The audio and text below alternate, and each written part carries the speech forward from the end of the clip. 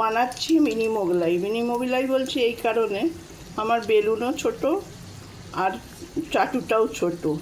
Balloon চাকি ছোট, চাটুটাও ছোট, এই জন্য মিনি মোগলাই তৈরি হচ্ছে।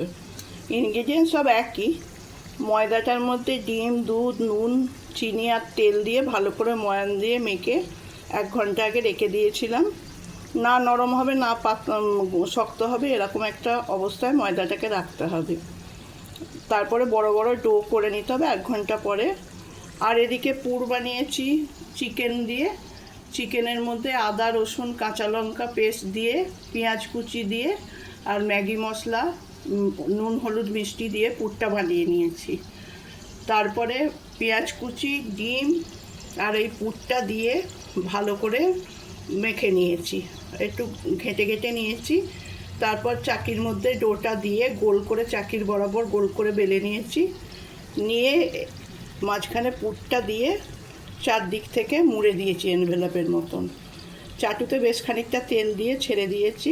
এই যে হচ্ছে, একটু মচমচে হলে তুলে নেব। আগে খেয়ে নিয়েছে এরা কিছুটা, তো খেয়ে বলছে খুব ভালোই হয়েছে।